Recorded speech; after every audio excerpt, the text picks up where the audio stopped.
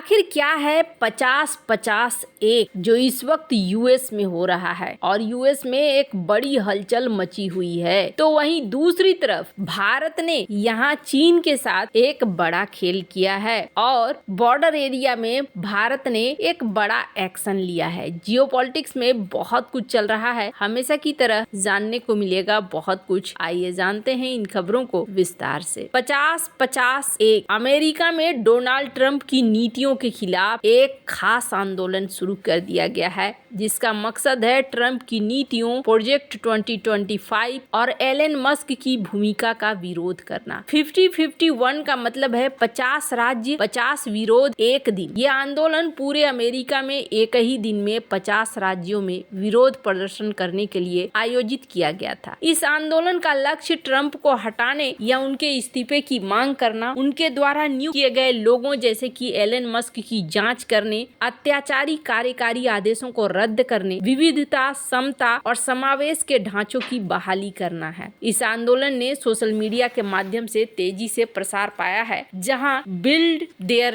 Resistance और 50-50-1 जैसे hashtag का इस्तेमाल किया गया है। प्रोजेक्ट 2025 क्या है? ये ट्रंप के दूसरे कार्यकाल के लिए एक दक्षिणपंथी एजेंडा बताया जाता है, जिसे हेरिटेज फाउंडेशन द्वारा कथित तौर पर तैयार किया गया है। आंदोलन इसके खिलाफ विरोध कर रहे हैं क्योंकि ये अमेरिकी सरकार और समाज की संरचना को बदलने की कोशिश कर रहा है। वहीं एलन मस्क की भी बात हो रही है। आंदोलन ट्रंप के शासन कुशलता विभाग यानी डोज के नेतृत्व में मस्क की भूमिका का विरोध कर रहा है, जिसे लोग एक अपारदर्शी और अनियंत्रित शक्ति के रूप में देख रहे हैं। विरोध स्थल कहाँ है? विरोध स्थल फिलेडेल्फिया, कैलिफोर्निया वगैरह में यहाँ पर हो रहा है। अब यहाँ पर ये मान कर रहे हैं कि कई चीजें हैं जो यहाँ पर होने की जरूरत है। हार्टफोर्ड कनेक्टिव, यहाँ 500 लोग राज्य के कैपिटल के बाहर इकट्ठे हुए, जहाँ वे ट्रंप के नीति प्रोजेक्ट 2025 का विरोध कर रहे थे। इसके अलावे और भी कई जगहों पर देखने को मिला कि यहाँ विरोध हो रहा है। लोग नहीं समझ पा रहे हैं कि अचानक से इतनी सारी चीजें क्यों होनी शुरू हो गई है। प्रोजेक्ट 2025 क्या है? तो 922 पृष्ठ का एक दस्तावेज है के बारे में कहा जा रहा है कि ये पूरा का पूरा बदल देगा। द हेरिटेज फाउंडेशन नाम के एक दक्षिणपंथी थिंक टैंक द्वारा प्रकाशित किया गया था।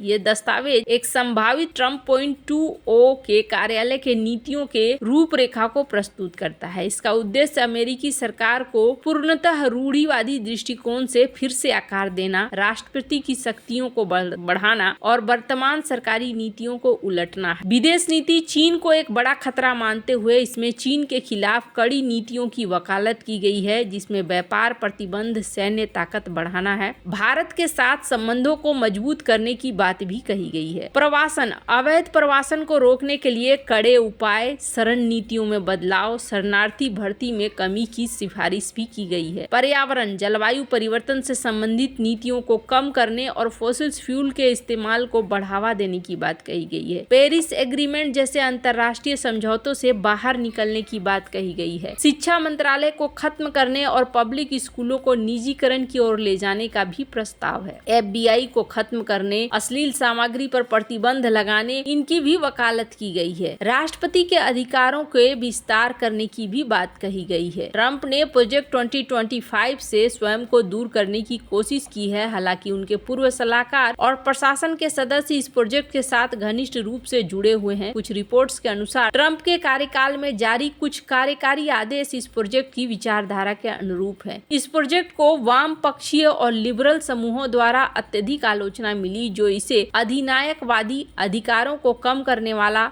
और समाज को रूढ़िवादी दिशा में ले जाने वाला कहते हैं। ये प्रोजेक्ट एक क्या हो सकता है, दस्तावेज के रूप में क्या देखा जा सकता है, ये चीजें अभी पूरी तरीके से तय होती हुई नहीं दिख रही हैं, लेकिन हाँ, ये जरूर देखने को मिल रहा है कि यहाँ अब डोनाल्ड ट्रंप कुछ चीजों को इस्तेमाल जरूर कर रहे हैं, जिसकी वजह से हलचल भी मची हुई है। जहाँ एक तरफ ये सारी चीजें हो रही हैं, वहीं देखने को मिल रहा है कि भारत ने भी बॉर्डर पर एक बड़ा एक्शन लिया है और इस एक्शन को बहुत ही ज्यादा महत्वपूर्ण माना जा रहा था। आपको बता दूं, यहाँ पर भारत ने एक्शन लेते हुए बॉर्डर के वो इलाके जहाँ पर टेंशन बरकरार है, उन चीजों को अब भारत ने बदलना शुरू कर दिया है और यहाँ पर भारत ने अरुणाचल प्रदेश, लद्दाख, जम्मू कश्मीर, सिक्किम इन जगहों पर 77 स्थलों की सूची बनाई है। अरुणाचल प्रदेश में कौन कौन सा जगह? तवांग, बुमला, गोरसम, लोहित, कामेंग क्षेत्र और वालोंग। लद्दाख में डेमचोक, गलवान घाटी जो 2020 में भारत और चीन सैनिकों के बीच हुई हिंसक झड़पों के लिए जाना जाता है। पेंगोंग सो जहां 1962 के बाद से कई सैन्य टकराव हुए हैं। जम्मू कश्मीर के कई स्थल और सिक्किम के 7 स्थल। यहाँ 77 स्थलों को पर्यटकों के लिए खोला जा रहा है। भारत सरकार ने बैटलफील्ड टूरिज्म की एक नई पहल के तहत डेमचोक सहित 77 संवेदनशील स्थलों को पर्यटकों के लिए खोल दिया है। ये कदम भारत की सीमावर्ती और ऐतिहासिक युद्ध स्थलों को पर्यटन स्थल के रूप में विकसित करने के लिए उठाया गया है। डेमचोक लद्दाख में स्थित है। हाल ही में भारत चीन के बीच सीमा विवाद के केंद्र में भी रहा है। चीन के साथ तनाव कम होने के बाद भारत ने इस क्षेत्र को पर्यटकों के लिए खोलने के लिए सोचा है। इस पहल का मुख्य उद्देश्य सैन्य इतिहास के प्रति जागरूकता बढ़ाना है, सीमावर्ती क्षेत्रों में पर्यटन को बढ़ावा देना है और इन क्षेत्रों में सामाजिक आर्थिक विकास को प्रोत्साहित करना है। यह पर्यटकों को उन स्थानों की यात्रा करने का अवसर देता है जहां सैनिकों ने वीरता दिखाई है, जिससे राष्ट्रीय गौरव और सम्मान की भावना बढ़ती है। यह स्थल बहुत संवेदनशील है, इसलिए सुरक्षा के लिए पर्यटकों को भारतीय सेना के साथ समन्वय करना होगा। कुछ स्थलों के लिए विशेष अनुमति की जरूरत होगी और मुख्य सैन्य क्षेत्रों में प्रवेश वर्जित रहेगा। केंद्रीय पर्यटन मंत्री गजेंद्र शेखावत ने आश्वासन दिया है कि जोखिम कम करने और पर्यटकों की सुरक्षा सुनिश्चित करने के लिए भी उपाय किए जा रहे हैं। यहाँ देखने को मिल रहा है कि भारत भी अपने बॉर्डर को सुरक्षित करने के लिए नए नए तरीके इस्तेमाल कर रहा है ताकि भारत का बॉर्डर पूरी तरीके से सुरक्षित रहे। चाइना के साथ जिस तरीके की चीजें चलती हैं, चाइना तो यहाँ बॉर्डर इलाकों में फिर से घर ही बसा रहा है, लेकिन बहुत सारे लोगों को मेनलैंड से लाकर ये इन इलाकों में बसा रहे हैं। पर भारत भी